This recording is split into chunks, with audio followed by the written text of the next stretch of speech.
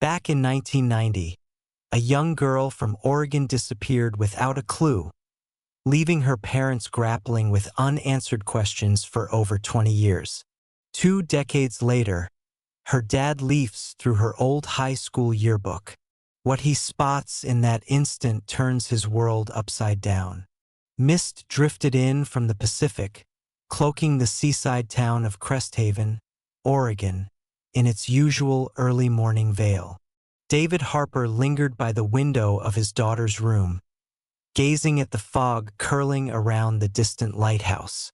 The charm of this quaint town, with its dense forests and rugged cliffs hugging the shoreline, had once soothed him, until his daughter vanished 22 years ago, leaving no trace.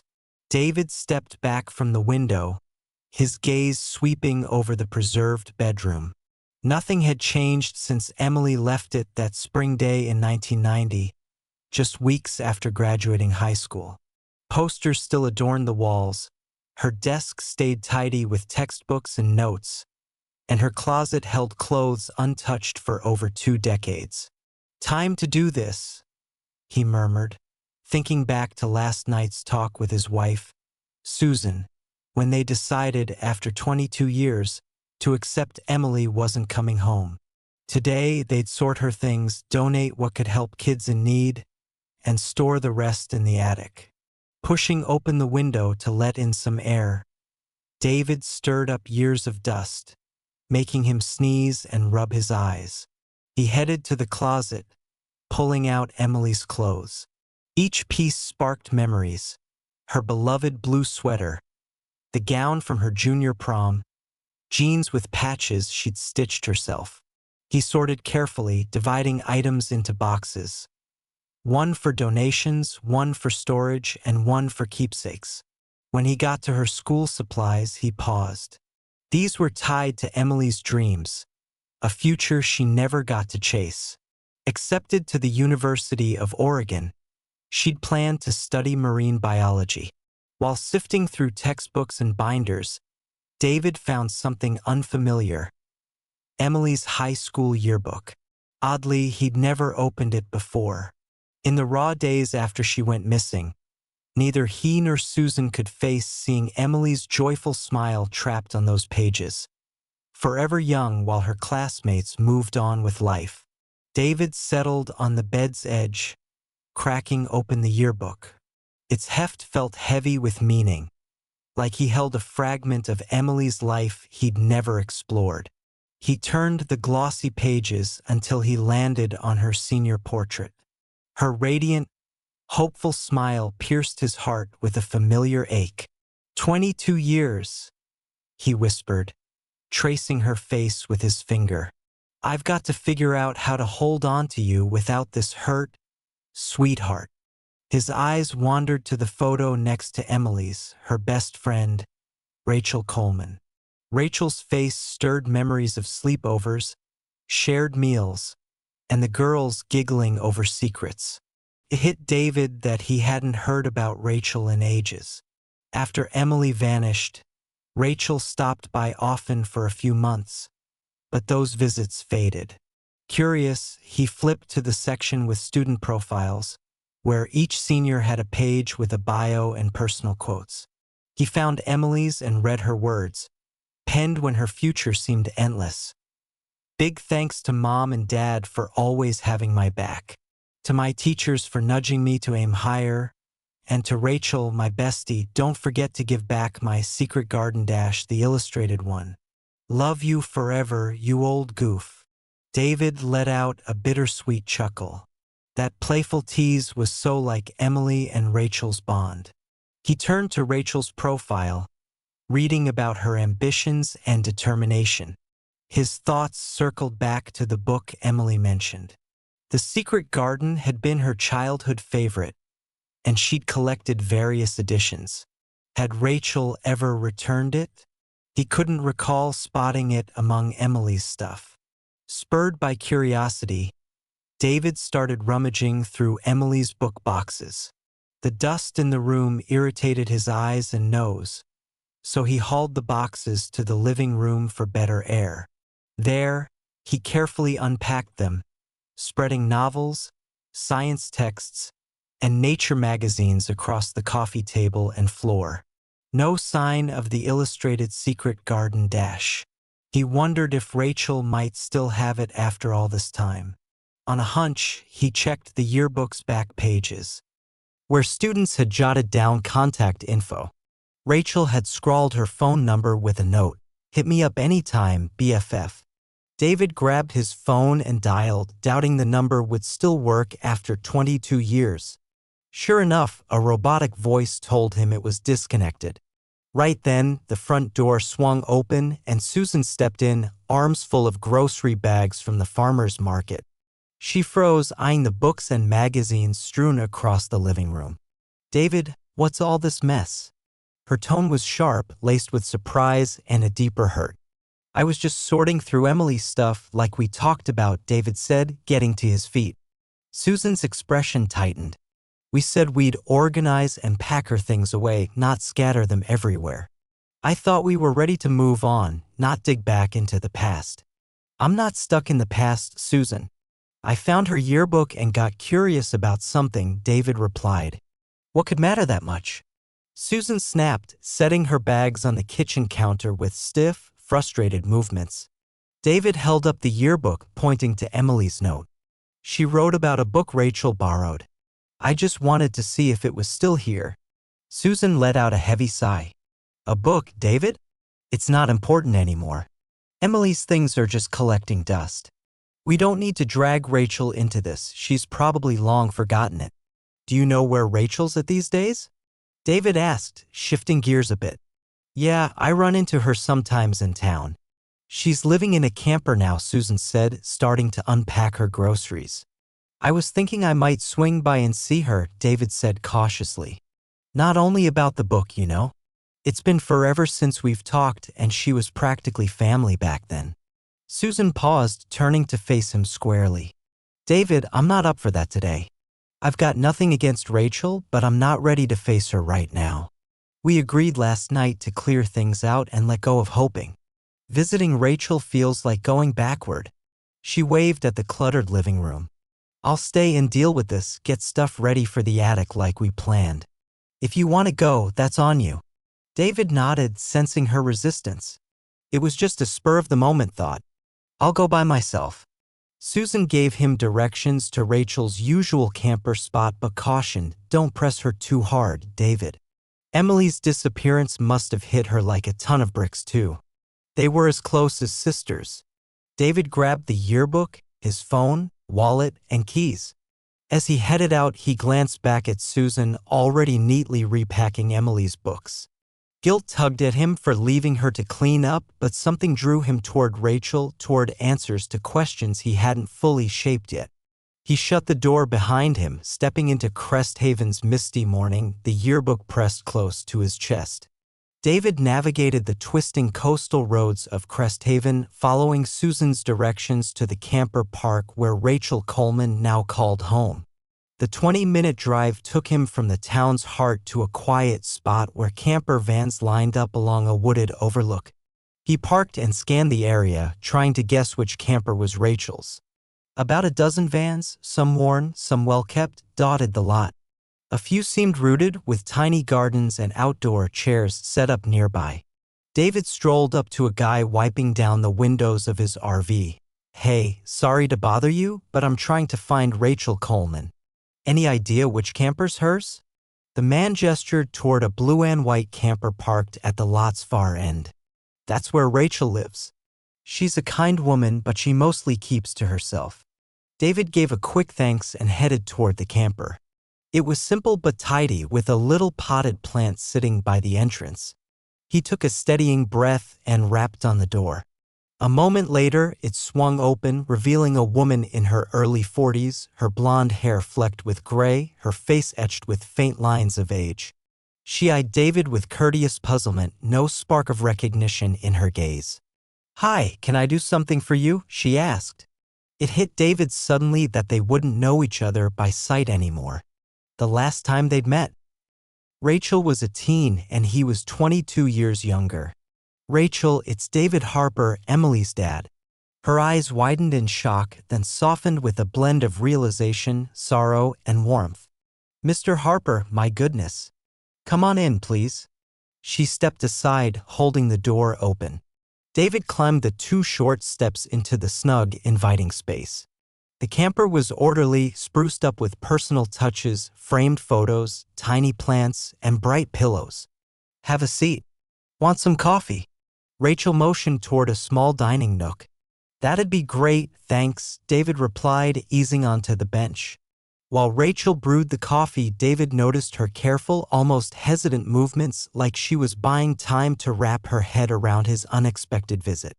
"So, what brings you here after all this time?" she asked, setting a steaming mug in front of him and sliding into the seat across the table. David pulled out the yearbook he'd brought along. "I came across this today while sorting through Emily's room. Honestly, I'd never really gone through it until now." Rachel's gaze locked onto the book. "I remember that yearbook," she said quietly, her fingers brushing the cover. David flipped it open to Emily's profile and pointed to the note about the book. "I got curious about this book she mentioned. Did you ever give it back to her?" Rachel's face softened into a wistful smile. "Nope, I never did. I was so scatterbrained back then, and Emily always gave me a hard time about it." She stood and walked to a cabinet under her bed, digging around briefly before pulling out a worn copy of The Secret Garden - the illustrated classic edition. "I kept meaning to return it, but after she vanished, I just couldn't let it go. It's the last piece of her I have." Rachel cradled the book gently as if it might shatter. "Would it be okay if I held onto it? It's come to mean a lot to me over the years." David nodded, completely understanding. "Absolutely, it's yours to keep." When Rachel handed him the book, he opened it carefully. The pages were faded with age, but the illustrations still popped with color. As he leafed through, he stopped at a page used as a bookmark, a torn sheet from a teen fashion magazine. Unfolding it, David saw a photo spread of young models. One boy in trendy clothes caught his attention, seeming oddly familiar. "Who's this guy?" he asked, pointing to the model. Rachel leaned in to check. "That's Michael Preston. He was in our grade." David flipped back to the yearbook, finding Michael's photo near Emily's. "Right, I remember now. Pretty impressive modeling at that age." "I hear he still does some modeling now and then," Rachel said. "He's got his own fashion brand these days." David glanced up. "You know, Susan once said something about you dating Michael back in the day. I didn't think much of it then." Rachel's expression shifted instantly. "That's totally off. I never went out with Michael. Honestly, I couldn't stand him. But he and Emily were close for a bit." That caught David off guard. "Emily?" Neither she nor Susan ever brought up anything about Michael. "It was during junior year, 11th grade, about a year before we graduated," Rachel explained. "Michael seemed to have a thing for Emily for a few months, but it fizzled out. Once we saw his true colors, we both steered clear. Emily didn't talk about him after that." She paused, her brow furrowing as a memory surfaced. "Although, now that I think about it, I caught them chatting a few times senior year. They looked tight, which was odd since we'd both written him off as trouble. Emily even asked me some strange questions about him." "What kind of questions?" David asked, his curiosity spiking. "She wondered if I thought a guy like Michael could turn things around with the right help, if maybe he wasn't as bad as we thought. One time, she even had me drive by his house because she wanted to know where he lived. I found it bizarre, but Emily always had a big heart. She saw potential in everyone." David nodded thoughtfully. "When the police looked into her disappearance, did they know about this?" "Yeah, I told them," Rachel confirmed. "They talked to everyone in our class, Michael included. But by then, Emily was with Tyler Grayson, and he was their main focus at first." David nodded. "Yeah, I remember Tyler. He'd swing by the house to pick her up. We had our doubts about him too, but he had a solid alibi when she went missing." "Any idea what happened to him?" "Last I heard, he left town not long after Emily disappeared. I think the pressure got to him," Rachel said. David's thoughts were spinning. "And Michael? What about him?" "I'm not sure if there was anything serious between them," Rachel replied. Emily didn't seem that into him except for those few random questions. David looked again at Michael's photo in the magazine. Why would Emily use his picture as a bookmark? The fact that she'd been close to him without him or Susan knowing felt significant. He mentioned it to Rachel and she said that was from Emily's favorite magazine. I despised Michael so much that Emily ripped out his photo. She folded it up, saying it was only good for a bookmark. David mulled that over, then nodded. Do you know where Michael's living now? Rachel grabbed her phone and scrolled through some messages. Actually, our high school alumni group had a reunion at his place last weekend. I didn't go, but they shared his address in the chat. She showed David the message. Could you send me that address? David asked, pulling out his phone. They swapped numbers and Rachel sent him the info. Do you think Michael might have something to do with it? She asked, her voice tentative. I'm not sure, David admitted. But I want the police to know about his connection to Emily even if it was brief. It's weird that Susan and I were totally in the dark about it. When she started seeing Tyler, it was all out in the open. David stood, thanking Rachel for her time and insights. As he got ready to leave, Rachel touched his arm. Please tell Susan I said hi, she said. And thanks for letting me keep the book. It means more than you know. David gave a nod, tucking the yearbook under his arm as he stepped back into the afternoon light, his head buzzing with fresh questions about Emily's life and what happened to her. David slid into his car, the yearbook resting on the seat beside him. His mind was racing over what Rachel had told him. Learning that Emily had been close to Michael Preston even for a short time rattled him, not because of Michael himself, but because he and Susan had been completely unaware. He pulled out his phone and called Detective James Whitaker, who'd handled Emily's case years ago. David knew he'd retired but still lived nearby. The call went to voicemail, not surprising for a Sunday afternoon. David stared at his phone, then at the address Rachel had sent. He knew he should head home to Susan. He'd promised her they'd close this chapter today. But Rachel's words and that bookmark kept nagging at him, Emily's interest in Michael's house, her wondering if he could change. Just a quick look, he muttered, turning the key in the ignition. I'll just check out where he lives. 20 minutes later, David pulled into one of Cresthaven's ritzier neighborhoods. Grand homes with pristine lawns lined the peaceful streets, a far cry from the modest house where he and Susan raised Emily. He found Michael's address, a massive 2-story place with a circular driveway and flawless landscaping. The house stood out bigger than its neighbors, a testament to Michael's success since high school. David parked across the street, keeping his distance as he studied the house. The front gate was open, and as he watched, a man stepped out with a young woman. Even from afar, David recognized an older version of the yearbook photo, Michael Preston, now in his early 40s, still striking with the easy confidence of someone used to winning. Michael escorted the woman to her car, gave her a peck on the cheek, and waved as she drove off. As he turned to head inside, his eyes swept across the street and locked onto David's car. Too late, David realized his windows weren't tinted, leaving him fully exposed. Michael's stance shifted, alert and wary. David figured there was no use hiding now. He shut off the engine, stepped out and approached the gate. Afternoon, he called, aiming for a relaxed tone. Michael Preston, right? Michael didn't return the friendly vibe. Who are you and why are you scoping out my house? He snapped, his voice dripping with hostility. You a photographer? Some journalist? Sorry, I didn't mean to overstep, David said, stopping a safe distance away. I'm David Harper, Emily Harper's father. She was in your class, went missing 22 years ago. Michael's face hardened, his eyes narrowing. What do you want from me? The sharpness in Michael's tone threw David off. I heard you hosted a class reunion here last weekend.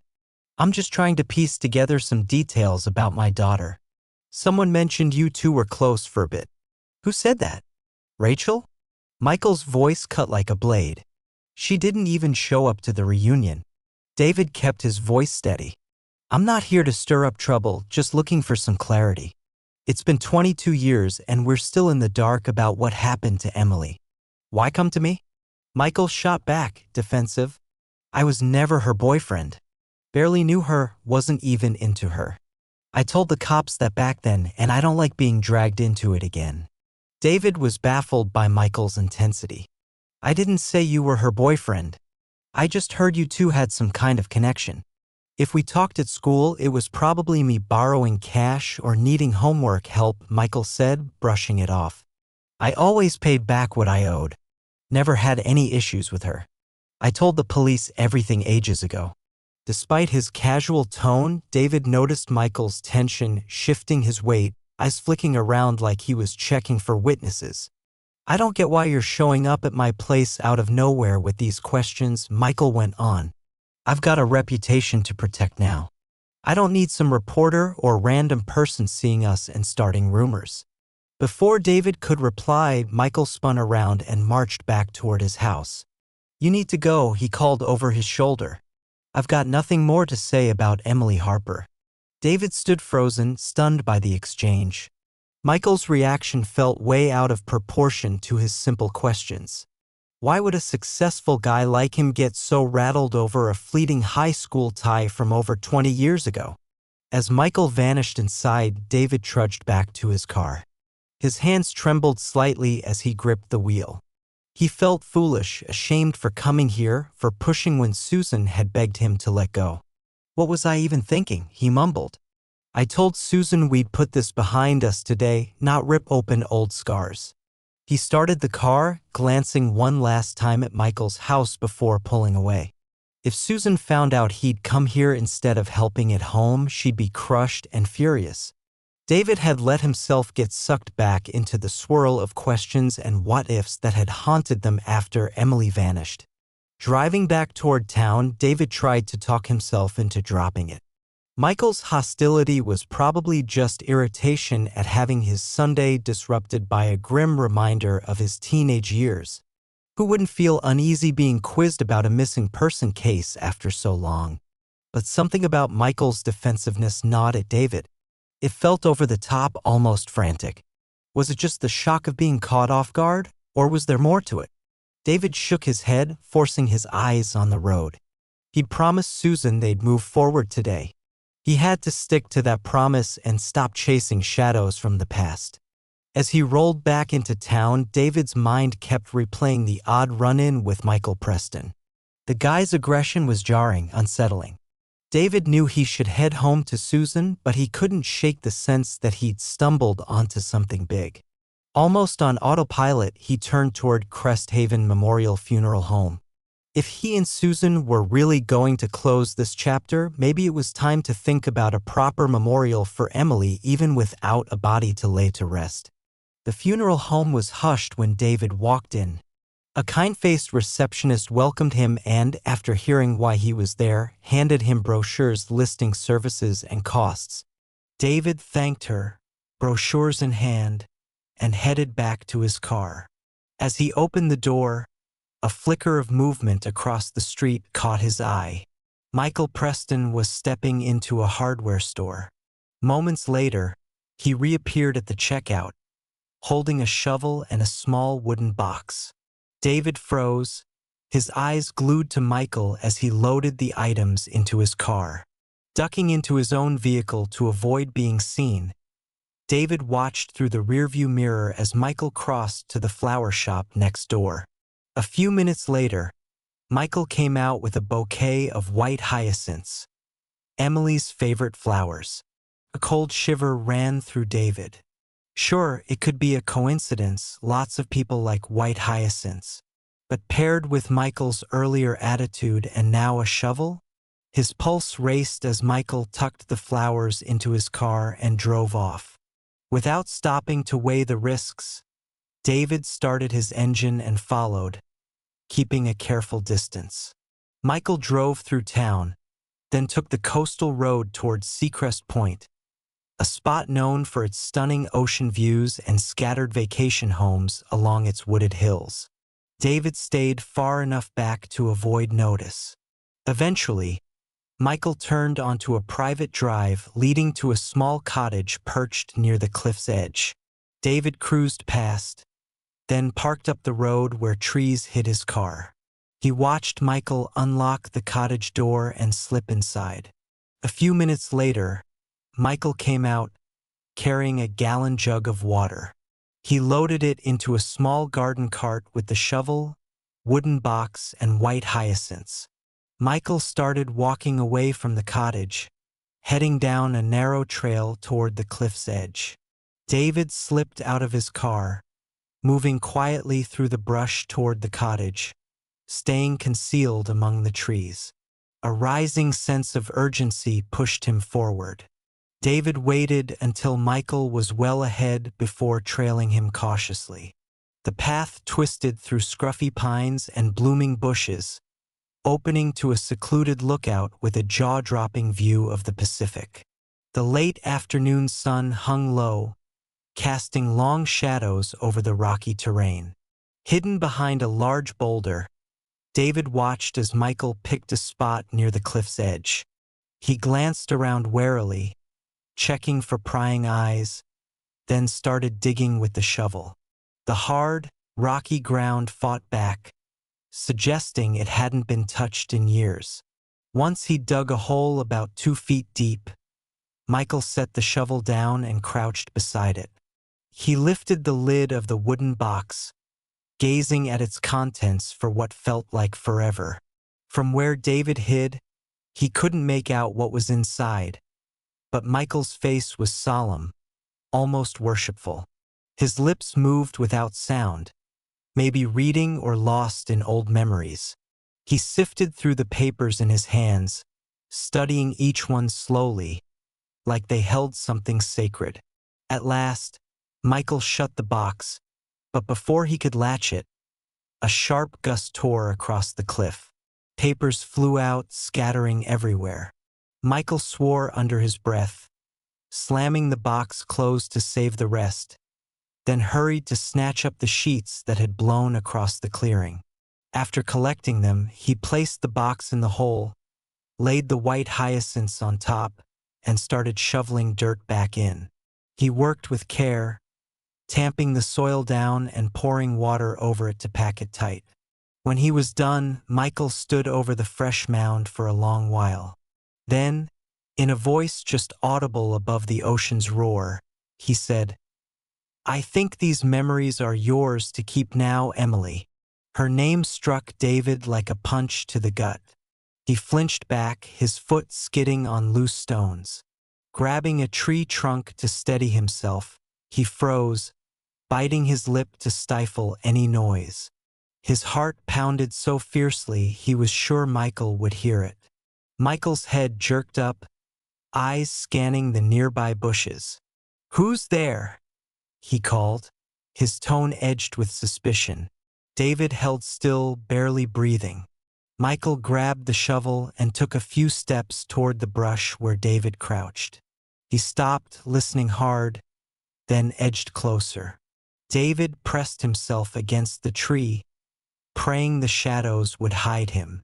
After an agonizing pause, Michael backed off. "Must be the wind," he grumbled. Though he didn't sound convinced, he shot another wary glance around before gathering his things. Instead of heading back the way he came, Michael circled the clearing like he was checking for onlookers. Satisfied at last, he trudged back to the cottage, carting the empty water jug and trolley. He propped the shovel against the cottage wall, got in his car, and drove off. David counted to 100 in his head, making sure Michael was gone for good. When the clearing stayed silent, he crept out from his hiding spot. His legs wobbled, but a fierce resolve pushed him toward the freshly turned earth. He had to know what was in that box, why Michael had spoken Emily's name over what looked chillingly like a grave. Grabbing the shovel from the cottage, David returned to the site and started digging, his movements urgent but careful. The damp soil gave way easily. In minutes, he uncovered the white hyacinths, their sweet scent wafting up as he gently set them aside. Just as his shovel hit the wooden box, a voice behind him froze his blood. "I knew someone was lurking out there. I was right." David whirled around to see Michael a few yards away, his face a mix of fury and smugness. You should have stayed away, Michael said, stepping closer.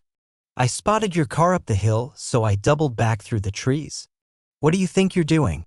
David clutched the shovel, ready to dig or defend himself if it came to that. I heard you say my daughter's name, he said, his voice steadier than he felt. What's buried here, Michael? What's Emily got to do with this? Michael's face twisted. You're clueless. You don't belong here. David turned back to the half-unearthed hole, determined to expose the box. I'm finding out what's inside. Stop it. Michael yelled, yanking out a gun. Drop that shovel. David raised his hands instantly. Michael lunged, grabbing for the shovel. With his free hand, David whipped out his phone. I'm calling the cops. They need to see this. Shoot me if you want, I'll be with Emily, but one tap and they're on their way. In a flash, Michael knocked the phone from David's hand, sending it skidding toward the cliff's edge. No, David shouted. He dove forward, kicking the gun from Michael's grip, watching it tumble over the cliff. Then he lunged for his phone, snatching it just before it fell. Without hesitation, he hit the SOS button, knowing it would ping emergency services with his location. Enough, Michael, David begged, backing away from the unraveling man. The police are coming. Just tell me what happened. Emily's gone. You can't change that. Keeping secrets won't help anyone now. You don't get it, Michael roared, his face red with rage. I've got a life ahead, my business, my name. I can't let this destroy everything. Did you kill my daughter? David asked, his voice cracking. If you cared about her, why hurt her? She was my only kid. Michael's face warped with pain. I never understood what I felt for her, he admitted, his voice tight. She should have been smarter, kept her distance. And if you really loved her, you'd have kept her safe. What are you even saying? David asked, horrified. You didn't know her like I did, Michael said, his words spilling out in a rush. He gripped the shovel, knuckles white. You never saw how she looked at me. She kept coming back again and again. Then why stay silent when she disappeared? David demanded. Why bury this stuff out here like it's a tomb? She turned on me in the end, Michael snarled, his eyes blazing with something David couldn't place. With a sudden lurch, Michael charged again, swinging the shovel to knock David off balance and grabbing his throat. Older and weaker, David couldn't break free. He gasped as Michael's fingers tightened, choking him. As his vision blurred with spots, the faint wail of police sirens sliced through the air. Michael's grip loosened slightly, his head turning toward the sound in panic. Police cars screeched up the private drive, their sirens shattering the coastal calm. David sucked in air as Michael's hold on his throat faltered in shock. Officers swarmed around them, guns drawn. Let him go and step back. Hands visible. One commanded. Michael released David, raising his hands slowly, the shovel clattering to the ground. Two officers moved in, cuffing Michael's wrists while reading his rights. David collapsed, coughing and rubbing his throat. You okay, sir? A female officer asked, helping David stand. Yeah, David rasped, his voice rough. Thanks. As they led Michael to a patrol car, David pointed to the fresh dirt. Over there. He buried something and said my daughter's name, Emily Harper. She went missing 22 years ago. The officer's face grew solemn. Harper? I know that case. Let me grab Detective Lopez. As some officers secured the area, Detective Lopez approached, handing David his phone. Mr. Harper, I'm Detective Lopez. Can you walk me through what happened? David recounted it all. Finding the yearbook, talking to Rachel, the tense encounter at Michael's house, and trailing him to this cliff. I know I shouldn't have followed, David admitted, but seeing him by a shovel and white hyacinths, Emily's favorite flowers, it felt wrong. Detective Lopez nodded. You said he buried something here? David pointed to the mound. A wooden box under the flowers. Some papers flew out when the wind hit, and he grabbed them. He said Emily could hold these memories now. Lopez signaled the forensic team that had arrived. "Let's check it out."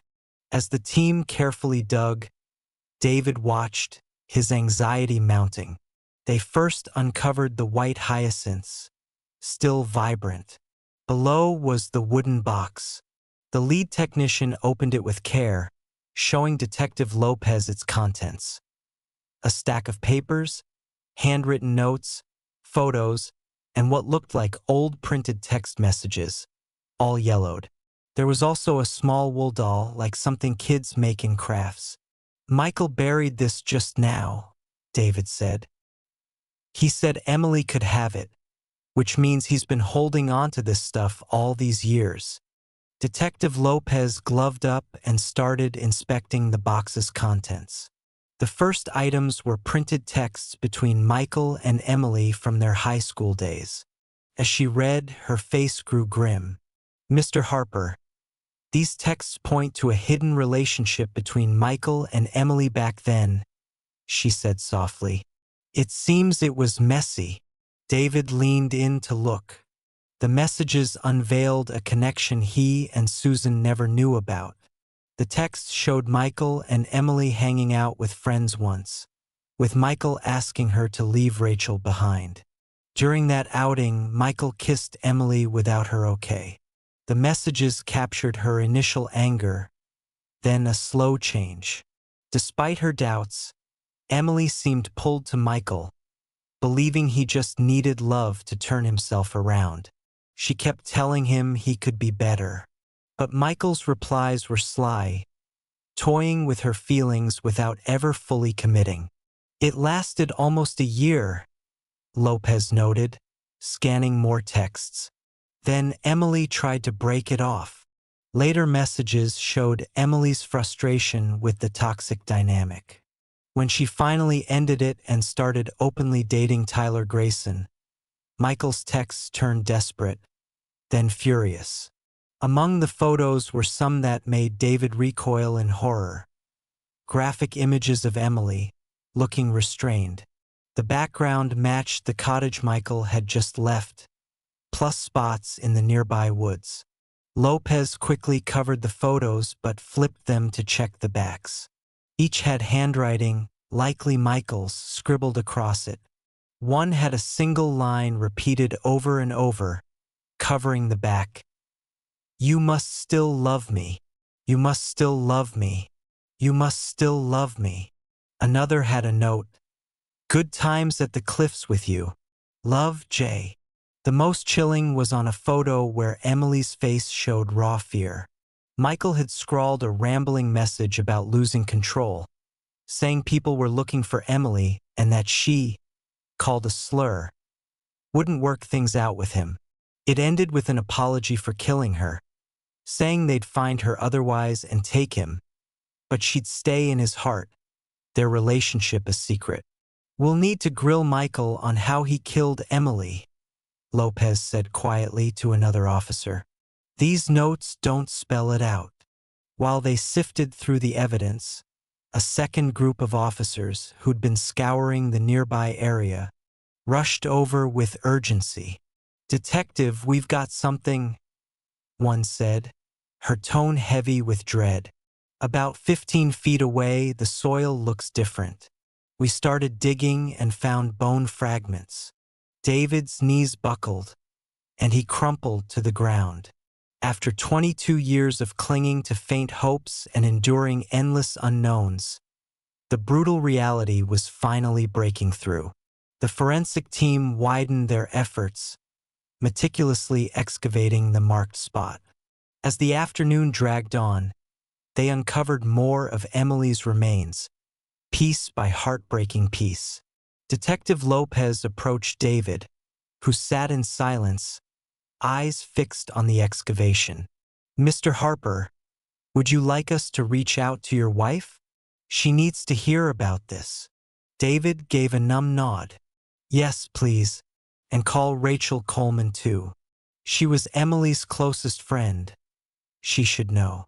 As they waited for Susan and Rachel to arrive, Lopez suggested David might prefer to head to the station, but he shook his head. "No way, I'm staying right here," he said with quiet resolve. "They need to see everything, just as it is, before anything's moved. We've been searching for answers for 22 years. I have to see this through."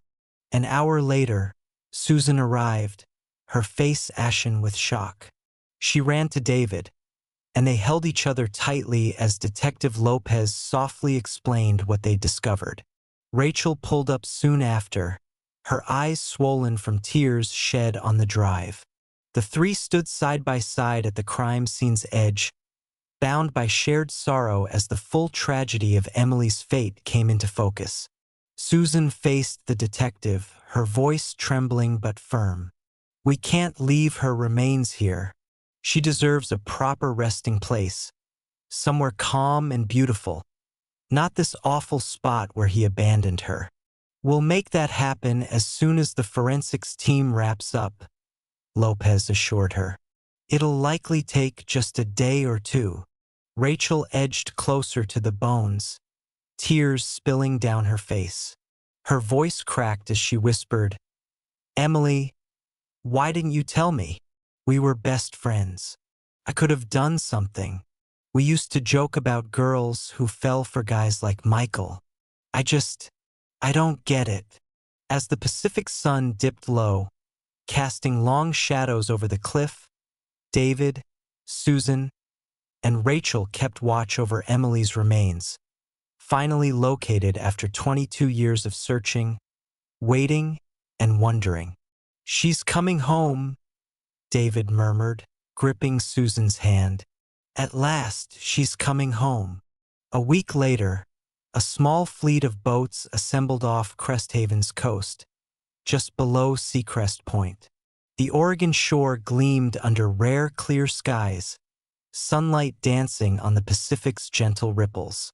In the lead boat stood David and Susan Harper, joined by Rachel Coleman, Detective James Whitaker, who'd come out of retirement to lend his support, and Detective Lopez, who'd guided Emily's case to its close. Trailing boats carried Emily's old classmates, teachers, and Cresthaven High's principal. Word of Michael Preston's arrest and the discovery of Emily's remains had rippled fast through the tight-knit coastal town, rattling a community still scarred by her loss 22 years before. David stood at the boat's bow, clutching a small urn.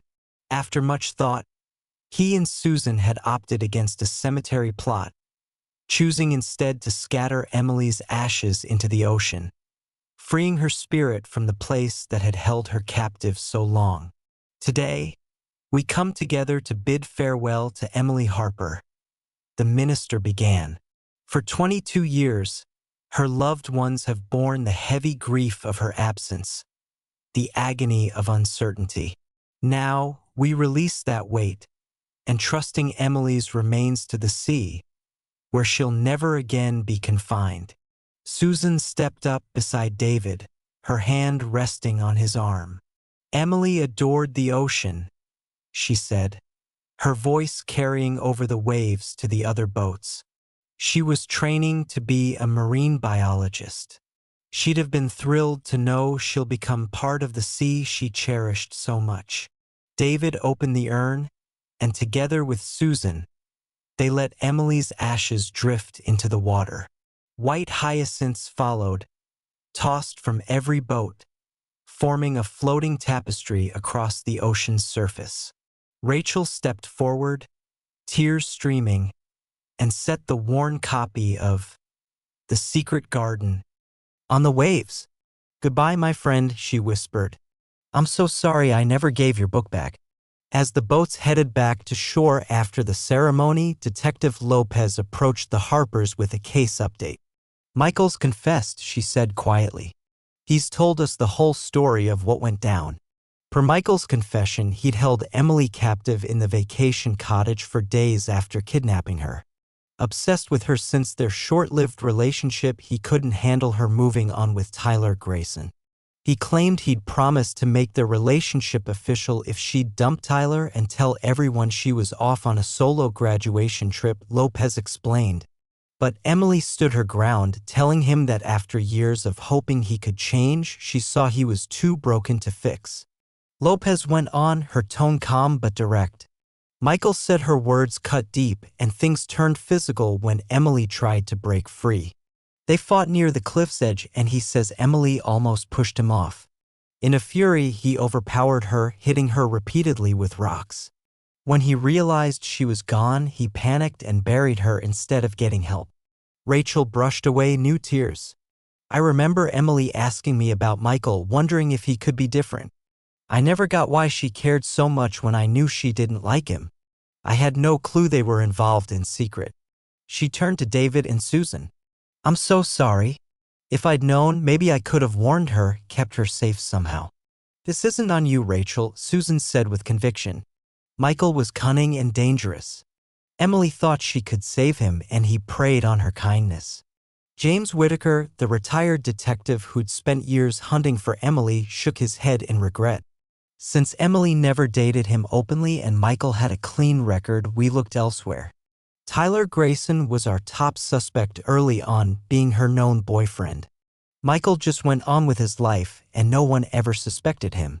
As the boats reached the dock, David looked back at the ocean where the white hyacinths still floated, swaying on the waves. 22 years of not knowing had finally come to an end. The grief hadn't vanished, it never would, but there was a sense of resolution, of closure. That evening, David and Susan sat on their back porch, the sunset painting the sky. Susan had set a framed photo of Emily on the table between them, not her stiff yearbook portrait, but a lively shot of her laughing on the beach, hair tossed by the wind, her face glowing with joy. I think we can start to move forward now, Susan said softly, taking David's hand. Not by erasing her, but by cherishing who she was, full of life, love, and heart. David squeezed her hand back. She got so much of that from you, you know, that drive to see the best in people, to help them grow. And she had your stubborn streak, Susan said with a wistful smile. Once she set her mind on saving someone, nothing could sway her. They sat in quiet companionship, their shared loss no longer a barrier but a tie that had endured life's worst blows. I keep thinking how young she was, David said after a while. So pure, despite it all. She believed love could change people. That's not a bad belief, Susan replied. The world could use more folks who see the good in others. Emily's error wasn't in hoping for change, it was thinking she could make it happen on her own. David nodded, the truth of her words sinking in. I just wish she'd told us about Michael. Maybe we could have shown her the risk. We'll never know, Susan said gently. But I believe wherever she is, she feels how much we loved her. And she knows we never gave up searching. As night settled over Cresthaven, stars twinkled in the clear sky.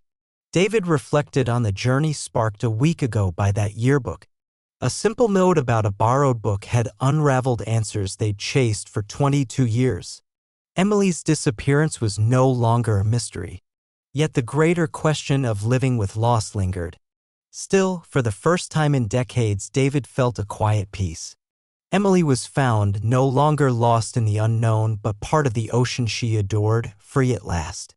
David and Susan would keep living, remembering and maybe at long last healing.